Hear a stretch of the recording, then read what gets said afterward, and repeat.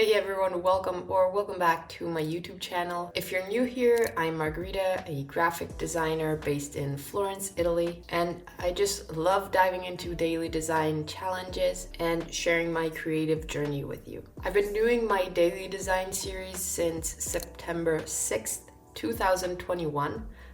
So I'm currently now at day 1220 something, and it's been over 3.5 years. It was only gonna be a 365-day challenge, but then I never stopped and I kept going, and here we are today, 3.5 years later. Today we're tackling a topic many of you I think can relate to: finding inspiration as a graphic designer, especially when you're making art every single day. Here's why I think that daily designing is game-changing. So before we get into the inspiration part, let's just talk about why I love it so much. For me, it's kind of like going to the gym, but for creativity, if that makes sense. As some of you may know, I am a corporate designer, so I have a 9 to 5 Monday through Friday, and it's not very creative, or at least it is creative, but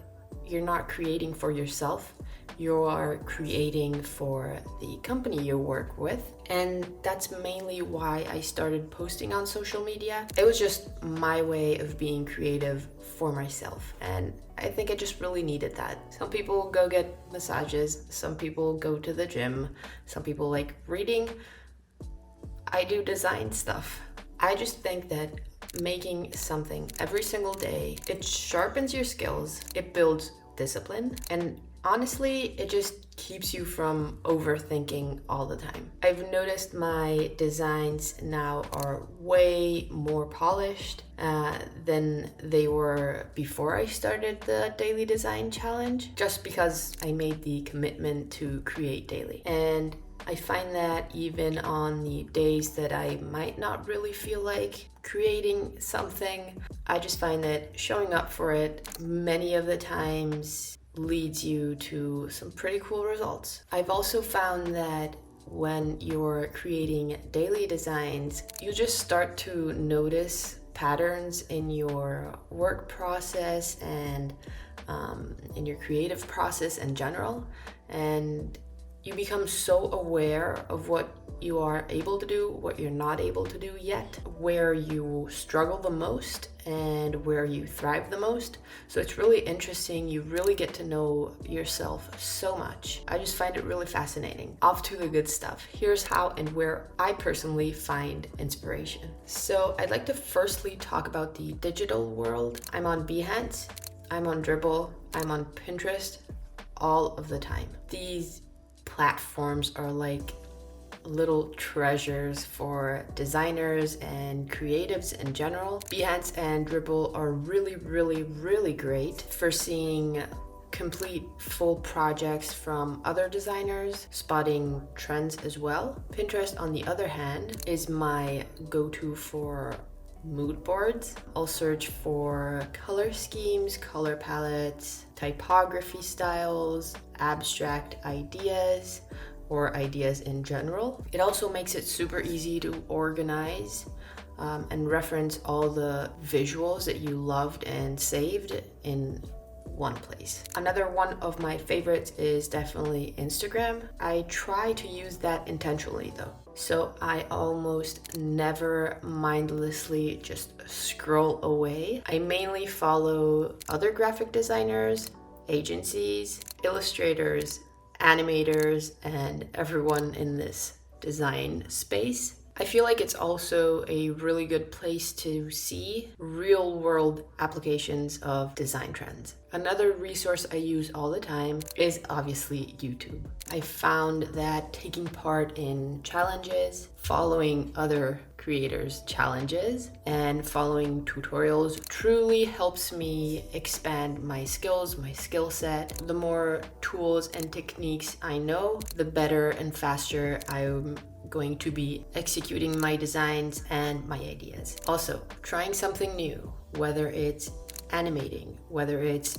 3D, hand lettering, or whatever you want, can actually kind of reignite your creativity in some really unexpected ways. Push your boundaries, learn new skills, new techniques, follow other inspiring creators, and just have fun with it. Another really big one for me is finding inspiration outside or in your daily life. I can't stress this enough. Creativity isn't limited to your workspace. You can find design ideas in nature. You can find them in your house. You can find them in architecture, street art, random objects. For example, some of the color palettes I use, I take from photos that I took while I was out for a walk, or I took a photo of a sunset the other day. I used that to create the color palette for my poster that day. I have a series I've started where I take videos of street signs in my area and then I animate those in After Effects. I have thousands of pictures of walls, of patterns that I use as textures. I have tons of photos of buildings and skyscrapers that I later on animate, or I turn the lights of the windows on and off. I sometimes just take photos and photos of random stuff like this chicken, and I made a poster on it, and it literally took me 10 minutes. So inspiration is basically all around you. You just have to be curious and observant. My last source of inspiration, I would say, is a really powerful one, which is music. I love music. I listen to music at least 12 hours every single day. I listen to music at work. I listen to music when I shower. I listen to music when I'm home.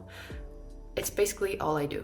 And when I'm listening to music, it really helps me visualize moods, emotions, specific design styles. I've created hundreds of pieces inspired by song lyrics or the general vibe of the song or of the album or the artist I'm listening to. So the next time you're stuck, just put on your favorite playlist and see what comes to mind. Just let it design for you. Something that really helps is also keeping a notebook.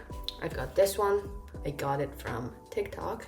Snapping photos whenever, constantly, whenever something catches your eye. It's like building your own personal library of ideas, mood boards that you can revisit later. Now let's talk about creative block. It happens to all of us, and it can be really frustrating, especially when you're trying to create daily. Here's some things that help me. Number 1, take breaks.